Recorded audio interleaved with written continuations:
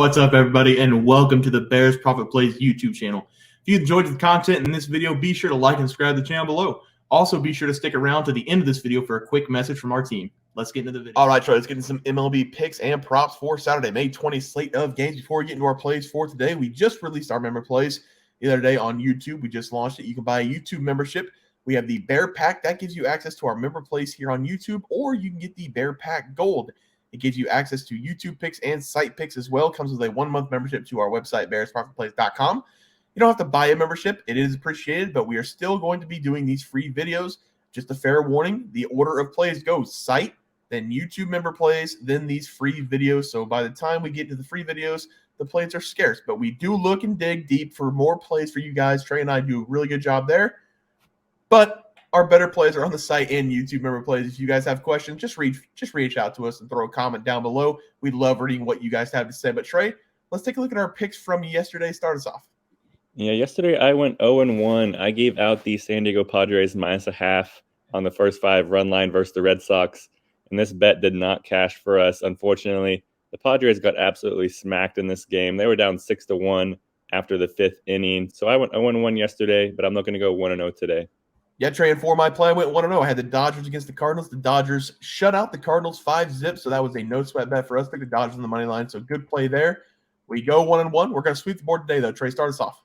Yeah, and this first sweep of the board, it's going to be the Colorado Rockies at the Texas Rangers game. I've really enjoyed watching these interleague battles that we've been getting the last week or so, and we're getting another barn burner in this game between the Rockies and Rangers.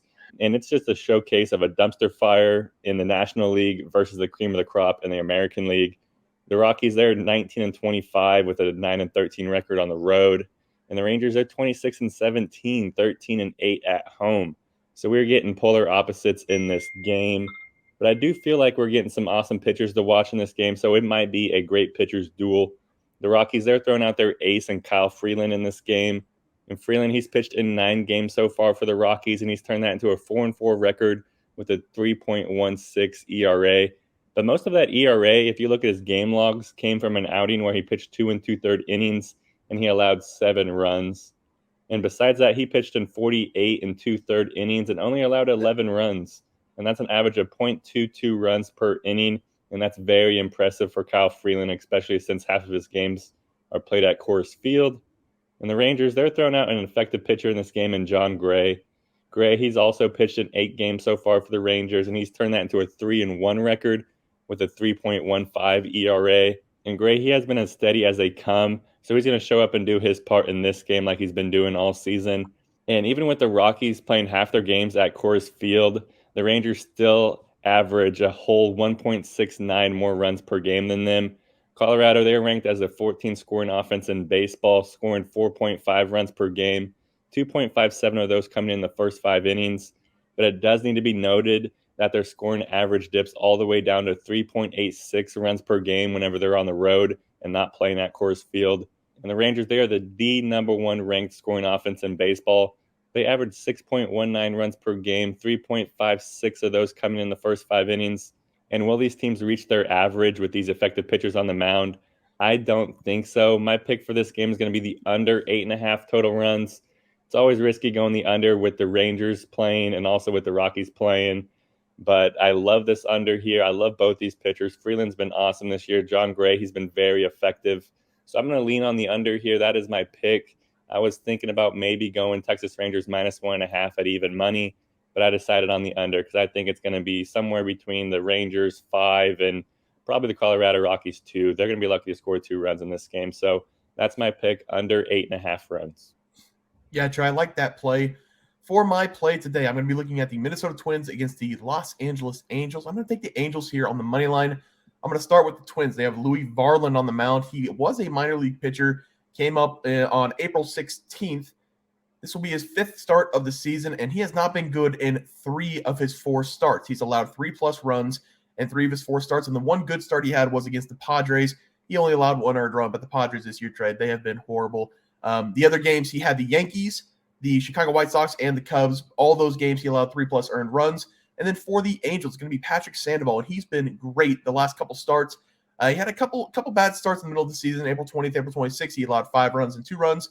But in his last couple games, he's gone 6+ innings, pitching 14 innings, giving up 12 hits, 5 earned runs combined. He's been very good the last couple games. He's worked his ERA down to a 3.22, and I'm going to trust him in this game against the Twins.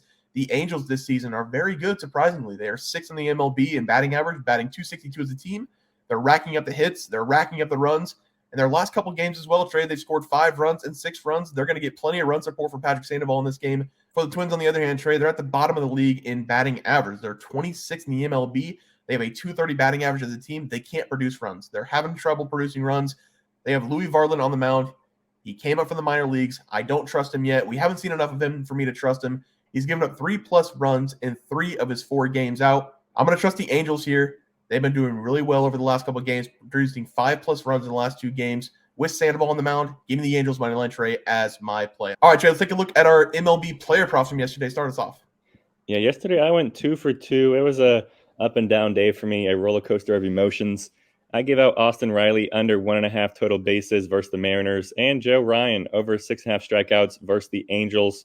Riley, he went 2 for 4 yesterday, so he did cash the over, but it was very painful. He was hitless until the 7th inning. He got a hit in the 7th and in the 8th, a single in both of those at-bats, so he did cash the over. So he was hitless up until the 7th inning, and then he turned it on late. So that one just was so much pain.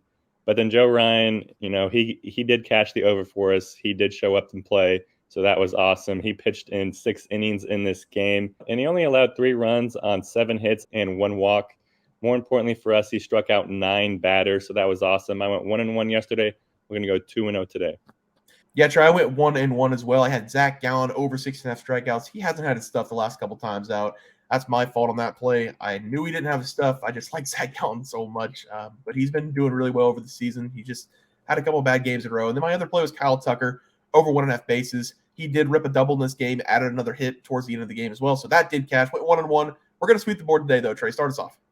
Yeah, in the first sweep, it's going to start with Paul Goldschmidt. Paul Goldie over 8.5 fantasy points versus the Dodgers.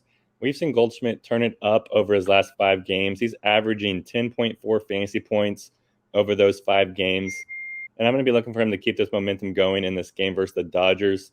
The Dodgers, they're throwing out Noah Syndergaard in this game, and he's been less than stellar for Los Angeles this season. He's one of Bears' favorite pitchers, and he's pitched in 8 games for the Dodgers so far, and he's turned that into a 1-3 record with a 5.94 ERA. Syndergaard is also nowhere near the fearful strikeout pitcher that he used to be. He's pitched in 36 innings this season so far, and he has turned that into 26 strikeouts. And he also has a 1.38 whip, so he's just been getting knocked around. And I expect Goldschmidt to get a hold of Syndergaard early in this game, whether that's a double, then he comes around to score and cashes, or he just jacks a home run and cashes the over that way. Goldie, he has faced Syndergaard in 6 games in his career, and he has turned that into 6 hits, 3 RBIs, and 1 walk. And he has turned that into a 353 batting average against him, so I love that. And Goldschmidt, he's going to go off in this game, so we just need to throw this bet into a parlay and watch it cash.